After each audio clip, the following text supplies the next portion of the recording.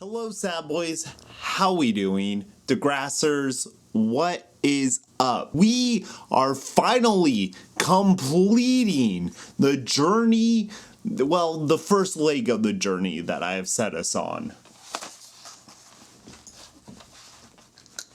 Oh. Season 1, after this episode, is in the fucking bag. The bag's over here. There's the bag. Rainy, it's okay. It's okay, bud. Whatever it takes, 388 episodes to go till I might explode, but I know I can make it through.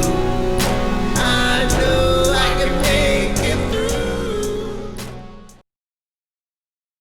What has happened on the journey so far? Oh my god. We started out with Emma getting sexually assaulted, and we have made it all the way to 113 Cabaret. Now the school is throwing on a little cabaret show. And I know what you may be thinking, oh, this is a big event for the entire community to come to Degrassi and see a little performance. A little cabaret performance for the parents and members of the community. Well, you be sorely misinformed. In actuality, this is a lunchtime cabaret show with 2 performance slots. First up on that performance slot is Ashley and Terry. Ashley is working on a beautiful new song. Oh, just tell me how I can be all that you ask of me.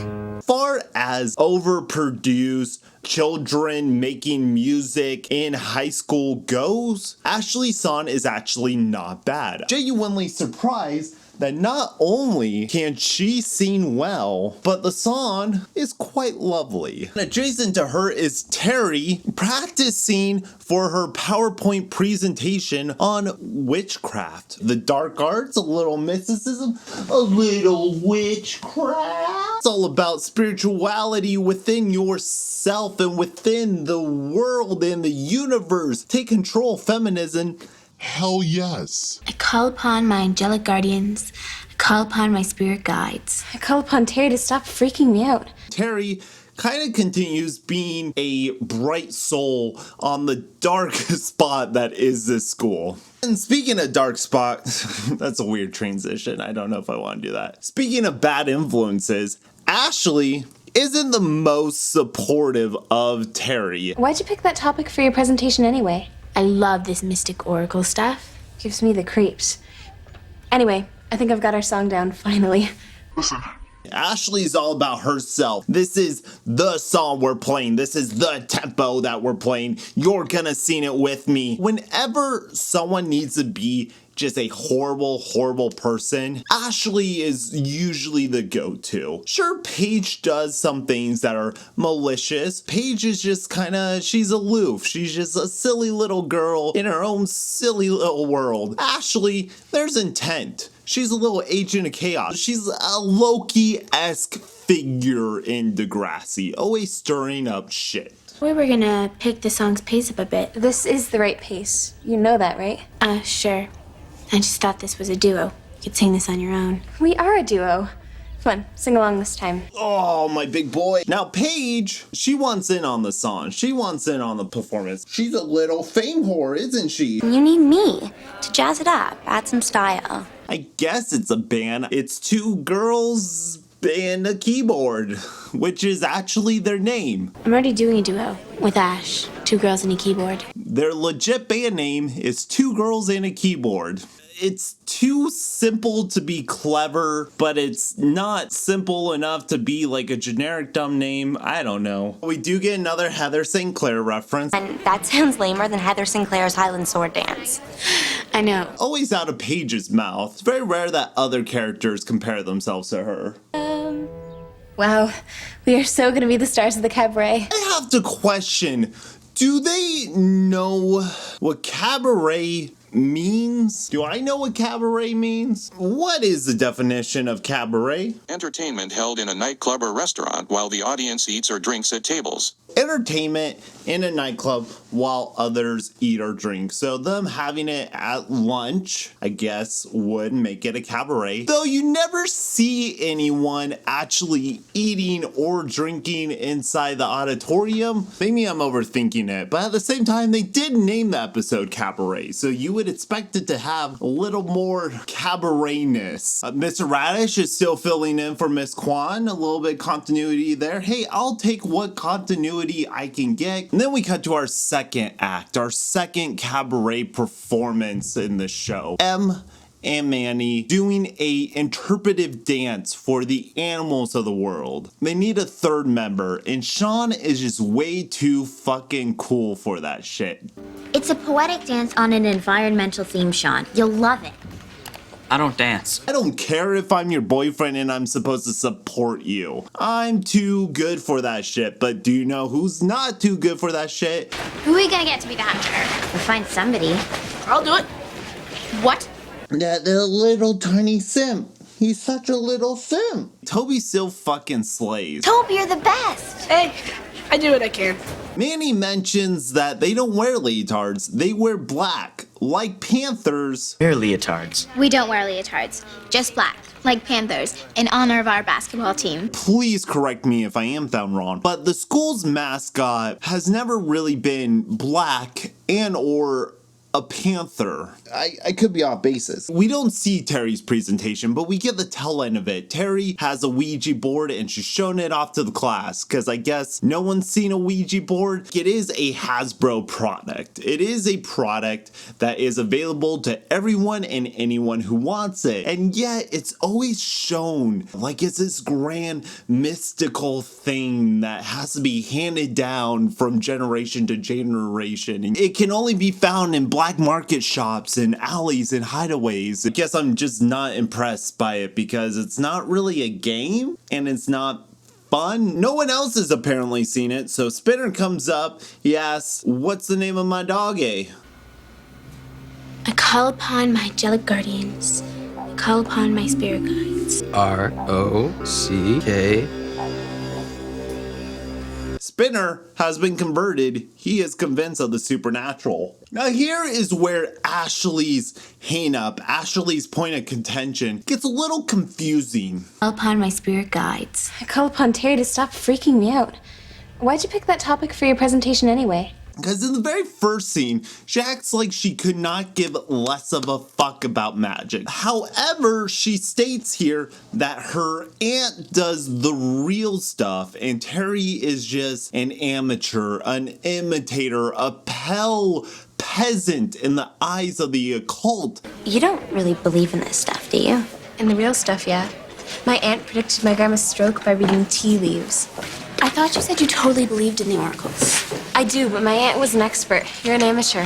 What the fuck, Ashley? Either everyone is capable of magic or no one is. There's not like a school or a night course or any sort of training you can get. There's people that claim they can open up your chakras and your auras and your fucking third eye and help you see into the future and the past and alternate dimensions. But unless his name is Stephen Strange, I'm not gonna hear a fucking second of it. It's just another example of the writers making her the most insufferable character to exist in television ever. Should two girls and a piano become a trio? Paige, it's two girls and a keyboard, and no, we're fine. Terry is not dissuaded. She continues on with her readings. She continues on with her passion, reading people's fortunes with tarot cards. Manny gets the Fool, which Terry says means she's gonna suffer a fall, a big trip, be made a fool of, which I say Manny already does most of that pretty well herself. She hasn't really been proven to be smart, clever, have any ambitions or thoughts really whatsoever. Paige pushes Terry. She gives her a little nudge. So, if you heard a prediction, one that affected you, you'd believe it? Yeah, I'd be stupid not to. She doesn't have one of those machines that like shoots the fake cards up into her hand, but she hides under the table. There is definitely some sort of trickery going on. She's corruptible by forces of evil, such as Ashley and Paige, which happen to be the two most influential people in her life. Manny fulfills her destiny and twists her ankles on the step in a unavoidable accident that no divine intervention could have stopped. She is done and out for the count. Do we replace Manny? Well, there's no time. The Cabaret show's tomorrow. Toby knows all the moves and the hunter doesn't need to be that mobile. The hunter isn't dancing, so why don't we put Manny in the hunter position and Toby in the dancer position and have Toby be the best little cat self he can be? Toby's reluctant. Playing the hunter is one thing, but dancing? You're the only one who's been to every rehearsal. You know the part of the hunter. Why can't we just have 2 hunters and 1 panther? I'm not sure if all the lessons JT learned about coming out as gay and dealing with Ashley's gay dad, I don't know if any of those lessons really carried over. Well, I think it's cool when guys get in touch with their feminine side.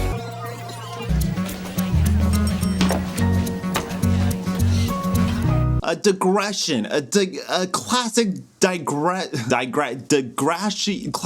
Degrassi digression.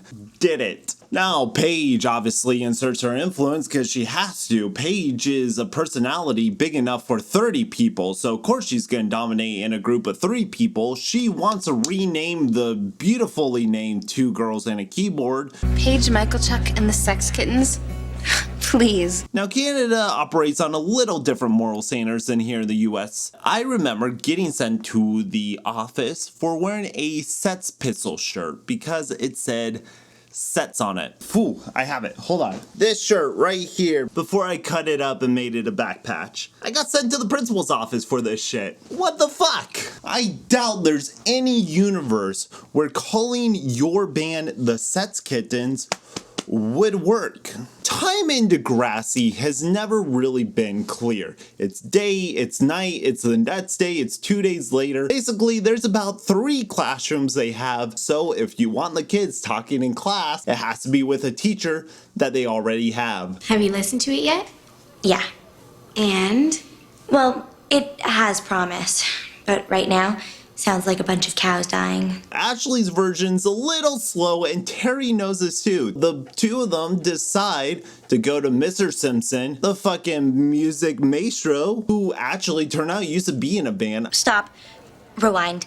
Mr. Simpson, you were in a band? The Zit Remedy. I'm sure that's in Degrassi High, if I ever get around to watching those series. Band was called the Zit Remedy. I'm not sure if that's a much better name than the other ones we heard so far. But he has a Casio keyboard and he knows how to use GarageBand. So he puts together a little jammy jam, a little funky dance jam. Paige proclaims that they're gonna get a record deal out of this. Billy, you look great. We are so going to get a record deal, especially after you hear my ideas for the song. Do you think there's many scouts attending lunch cabarets? If you could get a TV deal from a parent-teacher day, then I'm sure you can get a record deal from a lunchtime cabaret. We do get a pretty sick transition here from Simpson starting the recording to the boombots where Emma and Manny and Toby are practicing their dance. Sometimes Degrassi has a little bit of flair in their editing, and I appreciate that a whole lot. Toby's a little sloppy, and she's not feeling good about the performance. She's feeling kind of down on herself. Toby, he's trying his heart out because him and Emma, they have a connection, I guess, and Toby wants to fulfill it. Maybe you should try it at home in front of the mirror or something. Sure. Dark, you can't come soon enough for me. But it seemed like their dance really involved 2 people working together. And then we cut back to Paige and Terry, who have finished their song. Y'all ready for this? And they're ready to go.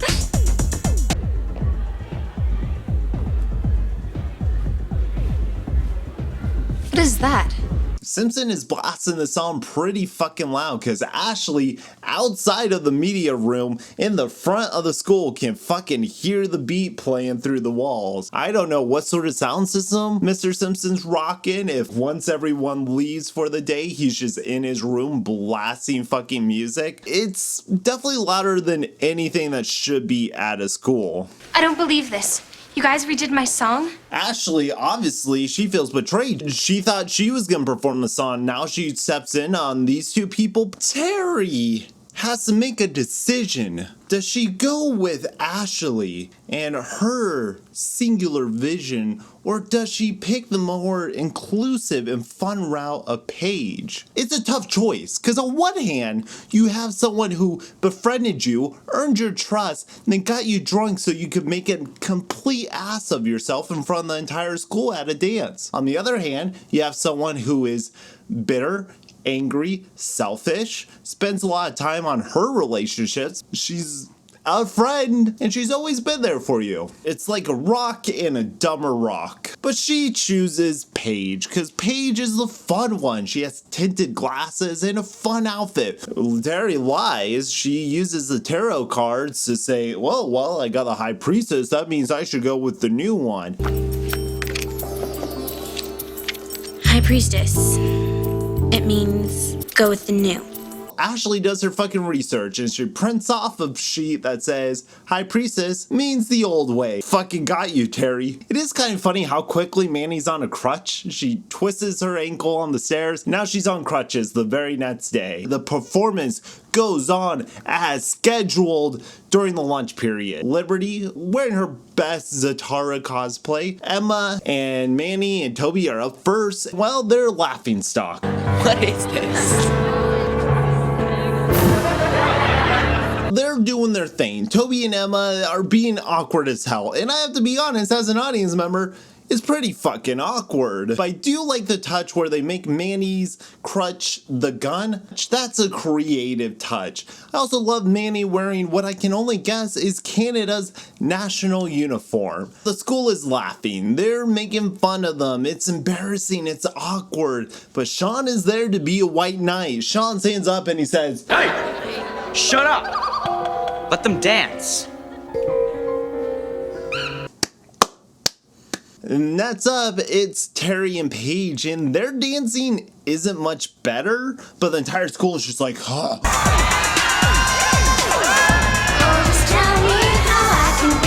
Yeah, whoa, get it, girls. And I have to be honest, Paige, not putting in a lot of effort. This is not a head roll. What the fuck is this shit? Snap into it. They're not singing with microphone. Did they record the vocals and they're just lip syncing to it? Or they're just that good at projecting that they can project their voice to an auditorium over a backing track? But Ashley learns the folly of her ways. You guys were great. Really? I admit it, your version totally rocked, and the audience loved it. She sees how magical this group is, this performance is, the music that they're creating, the lives that they're touching, and she asks to reconcile their differences and become one singular unit. And Paige has a great fucking name for that. Well, there's always Paige Michaelchuck and the Sex Kittens. No. Hello, let me finish. I'm talking about the initials. PMS. It's a fun little thing because girls, they PMS and it's kind of gross. Oh, has to do with their girl parts. I think PMS is a fucking awesome name for a punk band. They're not really a punk band, so it feels kind of cheap and fake. Like when Christina Aguilera is like, oh, I'm dirty, I'm raunchy. It's like you're still making pop music. PMS is formed, freeze frame. End of episode. It was about a cabaret show. The cabaret show happened. It ended. And then the episode ended. What did we learn? What's the lesson? Include your friends. Don't try to be creative behind their back. I don't know. Was it a fun performance? Kind of. It's a lot of fluff. It went by real quickly. I'm gonna give it a C+. It's a C+. They're not tackling anything over their head, but I do like everyone's believable. It's not a terrible episode. Then we move on to 114. Under pressure, that burns a building down, splits a family in two. This episode's basically about Shawn and his tendencies to be violent, his tendencies to be Shawn, I guess, which is kind of funny seeing a 12-year-old going through the turmoil of if he's a bad boy, if he's gonna fight and fall into his olden ways. I'm over here thinking like, what, his olden ways, like when he was 10? When he was 10 years old? What shit was he starting then? We see a little bit of Shawn's home life. His brother seems kind of cool. He's actually trying to help him with his media test. There's finals coming up. Shawn isn't feeling good about it. We learn that their mom's off the booze. And if mom's off the booze, that means mom's gonna want Shawn back. Gonna want to talk to me about moving back with them to Wasaga Beach. Well, it's not gonna happen, all right? Forget it. It never comes up again. It's set up in the beginning of the episode, and hold on, let me check my notes. Maybe that was a tease for season 2. Just like kids acting like they're on drugs or booze, kids acting like they're in a fury of rage is another one of my favorite passions. Shawn. I'm not moving back! Take it easy. Throw things down. Definitely works better when he's the silent, mysterious type. Okay, you know what? You are not my social worker, okay? But we got the big test, the media immersion test. Everyone's talking about it. Listen to me. 20th century media history is a major component of this test. Do we need to know anything before that, like the Gutenberg Press? Because I know the Gutenberg Press. Do not ever think for one goddamn second that Liberty does not know the Gutenberg Press. Liberty has studied the Gutenberg Press. She has built one of her own. She has spent her life and resources uncovering the Gutenberg Press. Spinner and Paige are a little late to class. They're running to class. Oh, hurry up. You know what a fascist radish is. Fascist? That's a strong word. So far, Radish hasn't really done anything so fascist-like. Well, I guess putting Spinner in labor in the lunchroom is kind of a dictator move. Twist! Miss Kwan is back in the house. Her husband is off chemo. He's doing much better. And it is time for some history, English. What does she teach? Look on the bright side. I mean, there's only one test left. Mine. What's wrong, Oscar? I'm not feeling very well. Oscar, I hope you feel better, bud. I really do. This gives Spinner an idea because Quan says, man, you better watch out for that bug. I hope Oscar's not coming down with this flu. These bugs seem to flourish in times of stress. Okay. Let's start our... He doesn't want to take a test. Any opportunity he can get to weasel his way out of it, you know Spinner's going to be right there. Shawn is embarrassed of his home. Emma, don't you even think about going inside. Don't you even look at the outside. Close your fucking eyes. But we get a nice little scene where Shawn's brother pulls up. So what are you doing here? New report for your school newspaper? Life on the other side of the tracks? He comes off a little aggressive. Hey, buddy, you're talking to like a child. Why don't you chill? Oh, yeah? What do you think? You're gonna be a good influence on him or something? Because you are. When Shawn started getting his prescription of Emma, he's really turned his life around. Shawn and Emma, they're being cute. They're being a little flirty. I added vowels to make it easy to remember. Shoot back. You are such a liberty. Emma's making a little fun of Shawn. Shawn making a little fun of Emma, calling her Liberty. You know, haha, you're like Liberty. No one wants to be like that, bitch.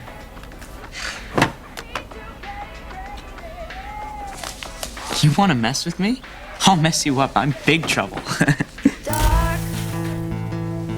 Yeah. I'm big trouble, man. And then M just like, what's he gonna do? What's he gonna do to me? Like she's having a flashback where Shawn's just gone off the deep end. I mean, he did pin Jimmy once at a dance, but that was like eons ago. But Shawn, he opens up. Back in Wasaga Beach, I got into a fight with this guy.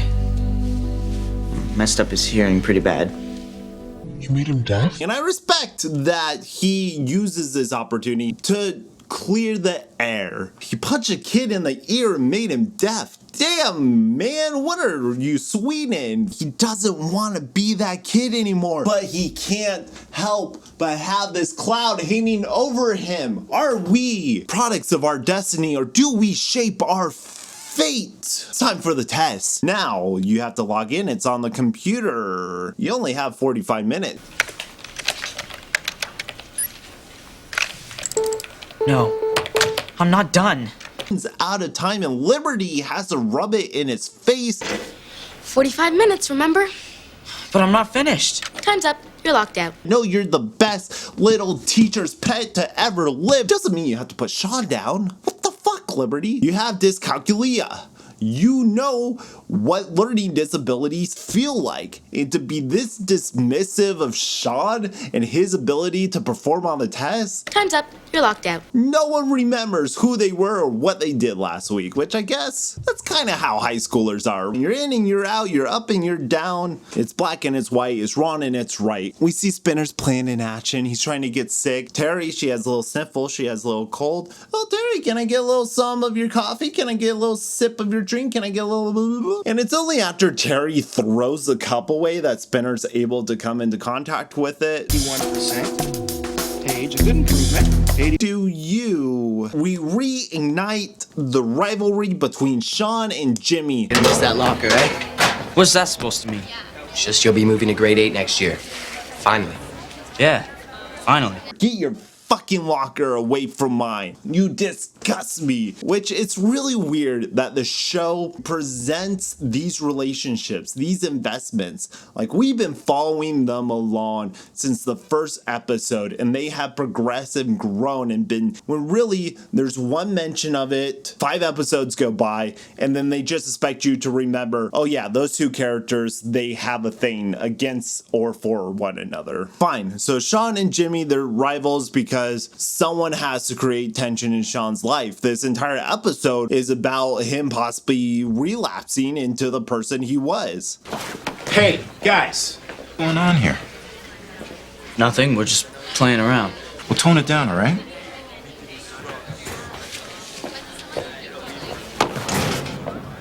And then as soon as he walks away, Shawn he's right back in Jimmy's face. Obviously, the situation wasn't handled. Obviously, they weren't done going at one another. Spinner's plan is coming together. Miss Kwan, I don't feel so good. Gavin, you're burning up. You better go see the nurse. We have a male nurse. Interesting. Usually a show like this would put like a hot young woman as the school nurse, create a little flirtation, create a little tension. But they don't do that. They go with the male nurse. I think that's an interesting choice. You don't see that portrayal a lot. I don't want that gunk in my mouth. Not going in your mouth. You know what? I'm feeling a lot better. All of a sudden. Really? He puts Vaseline on a thermometer and jokes that he wants to stick it in Spinner's ass. So maybe we shouldn't have male nurses. One day back, Kwan's already dominating Spinner. They have not missed a beat. We both know what you tried to pull just now. Miss Kwan, And I'm gonna keep this between us. Part of a fresh start. In exchange, you'll hear me out. You're not a dumb kid, but the stuff you pull around here is. But hey, Spinner, it's your chance. Do your dance at the Space Jam. Shawn, he has lost hope. It's like, what am I doing? What's going on? Just being myself. A failure. I can't take a test on a computer. I must be the worst boy ever. He's in the mood to fucking take someone on. And who's there to take him on? Jimmy. Man, no wonder Armstrong cut you from the team. He only cut me because you got in my way and faked an injury. You faked an injury and got in my way? Shawn, open! Shawn!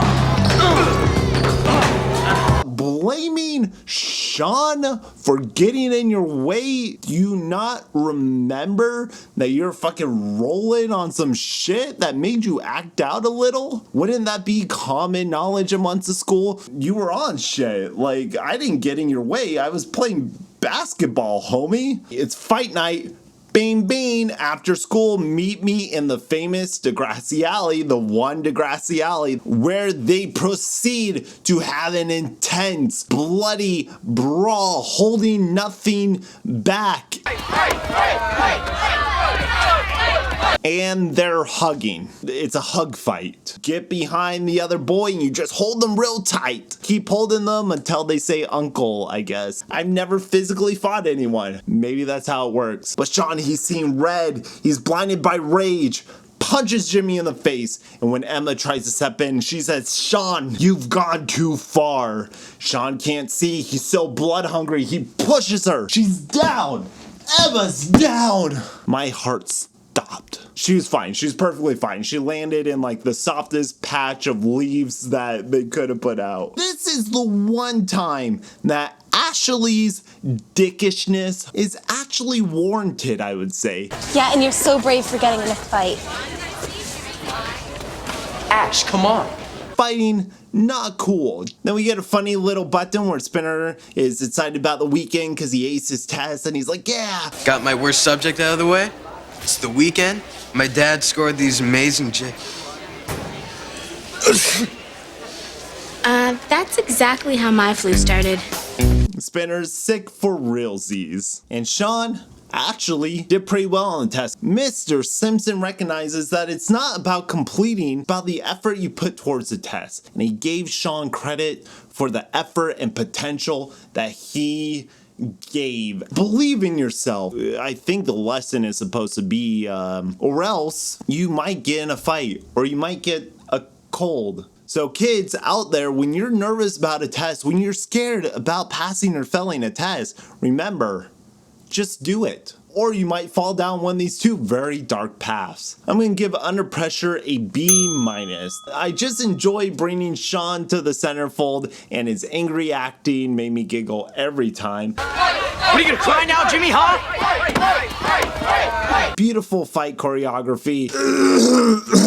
And that brings us to our final episode of season 1. Jagged Little Pill. Ash and Toby are home alone. Parents, they're gone for the weekend and they're allowed to bring one friend over. Last day of school, here I come. Ash, we're gonna drop you and Toby off on our way, okay? Toby slays. I think we've established that over this season that Toby motherfucking slays. But where did Toby learn to slay? I believe it was his father. Oh, working the muscles, I see. You're going to be such a girly boy. Unless you live through it. Come with me. Let me eat you. Because his father also slays. I mean, he has to. He got Ashley's mom, and she is quite the hottie. Last day of school, Miss Kwan is giving out awards, even though she's missing for half the semester, but she's giving out awards to each of her students. This student I'll never forget, even after years and years of therapy. Who could that be?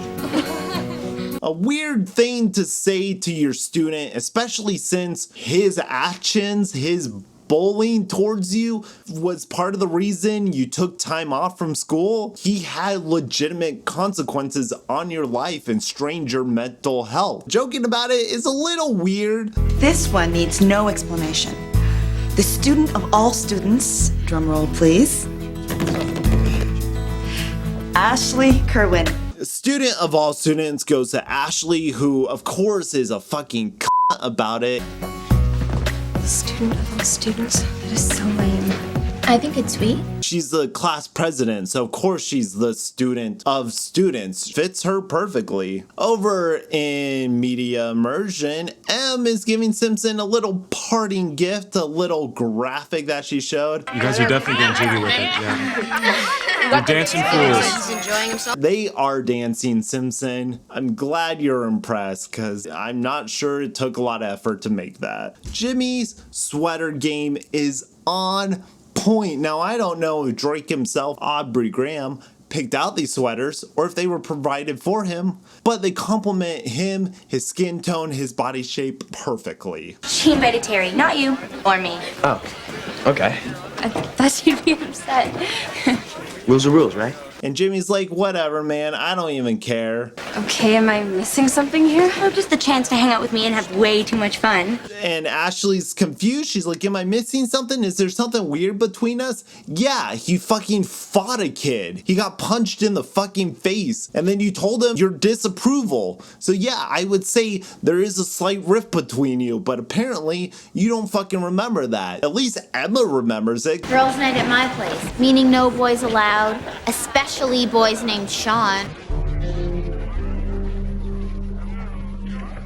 A very weird disconnect on why one couple would still be affected by the fight, and then the other one, what fight? JT, he has a plan. He wants Shawn and Toby to hang out so he can get a little insight for Toby on how to get Emma. A little girl talk, a little, hey guys. Shawn doesn't want to hang out with those fucking losers, even though Toby slays. JT, I can kind of understand a little bit. Hey, Shawn. Toby here's having the boys over tonight to play some cards, talk girls, guy stuff. Wanna come? No. Once JT reels him in with the little carrot that Emma would actually be joining them in the night, Shawn could not jump fast enough. You know, Emma's gonna be there. Now the players are set. We got this after school party and more people keep getting attached. Ashley and Terry make their way over to Ashley's house where they are greeted with Hazel and Paige. Hazel, welcome back to the show. Are you gonna have a line this episode? God, Hazel and I had plans tonight.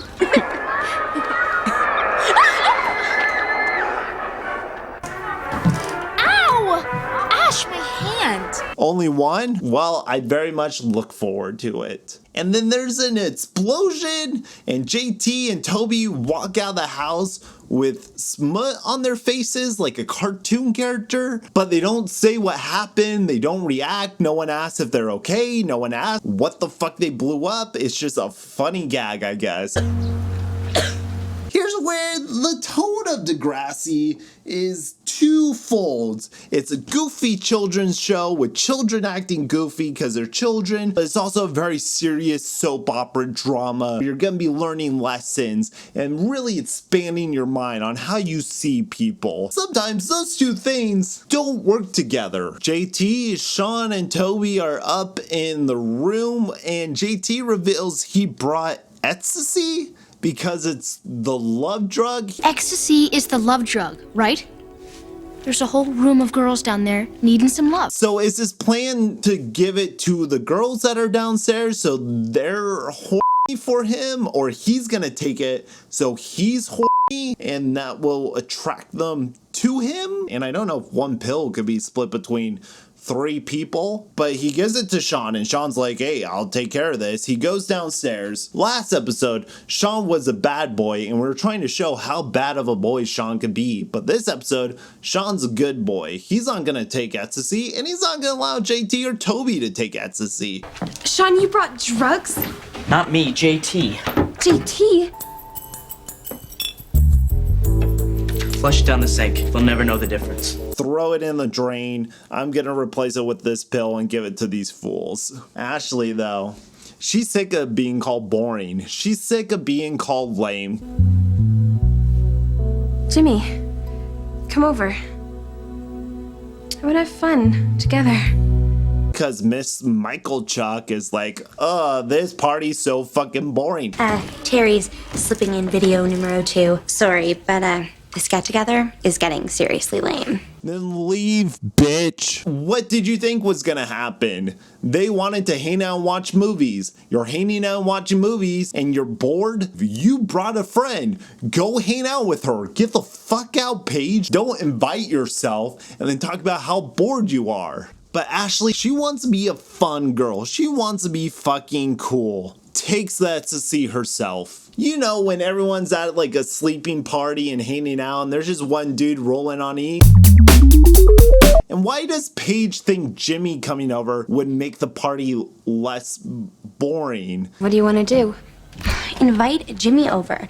Just stop being boring and break a rule for once. If you're hanging out with your friends and then there's one couple, that usually makes the get together worse because they're like off with themselves and they're not really part of the group in my experience. Out of all the soundtrack choices this season, the music they choose to portray Toby and JT being high is just... Toby, I'm floating on a fluffy white cloud.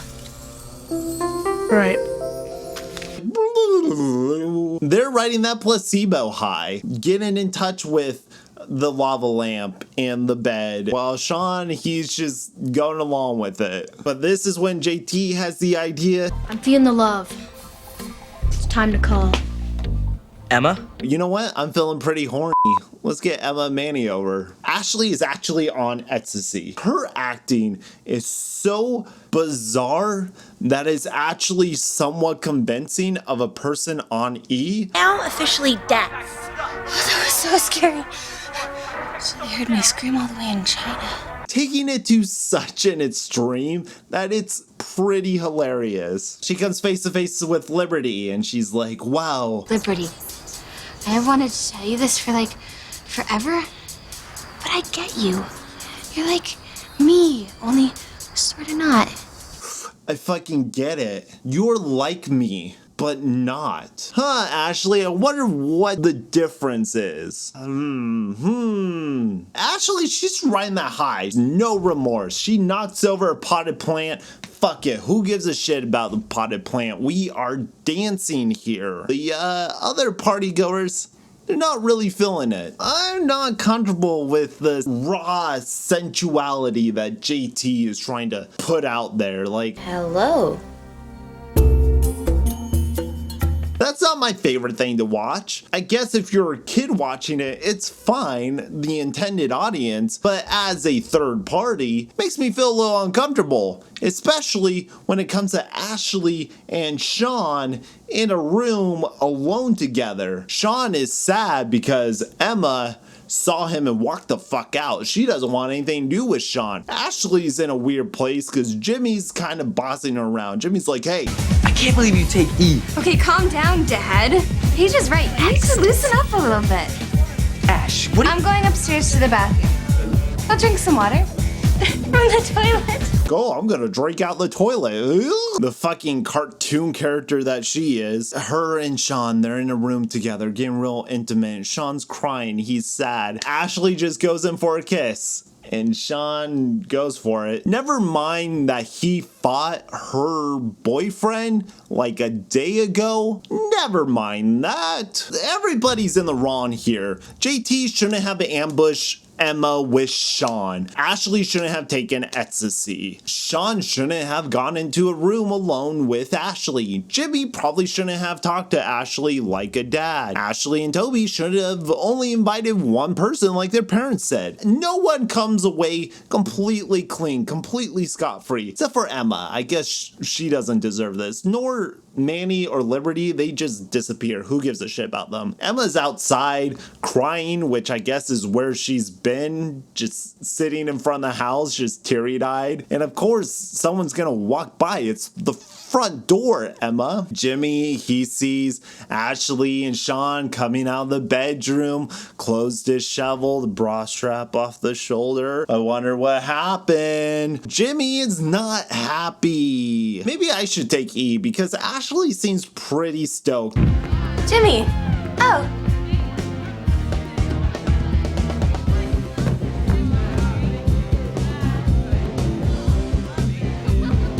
Her life is spiraling out of control and she's just riding along. Ashley lays it down straight. I'm out of here. What I should have done is broken up with you on your birthday, like I was going to. Oh, Jimmy, it's just, you don't have what Shawn has and you never will. You're just not enough for me. Sorry. Go 50-50 with no hope. That's pretty harsh to say, especially in front of an entire room of your closest friends. Ashley has finally completed her villain arc. She has become the villain over this entire first season, and it has culminated with her taking drugs and calling out her boyfriend and breaking up with him in front of people right after cheating on him. Next morning, they gotta recoup, regather, figure out what happened. The house is in disarray. You would think, oh, the parents are gonna be home. The parents are gonna be mad. They're gonna find out that all their rules were broken. Nope, you never see it. Jimmy? Here, Jimmy doesn't want this stuff anymore. We all know the shoebox. Jimmy doesn't want this shit anymore. Done! Cut the rot out. Ashley crumbles to the ground. She is in tears. Freeze frame. Season over. This episode is silly and ridiculous, and the amount of hoops and turns that they had to take to get it where they wanted, bonkers. I appreciate it for just how far they went, how much they let it spin out of control. This episode is highly entertaining. I'm feeling a solid B+ to a soft A-.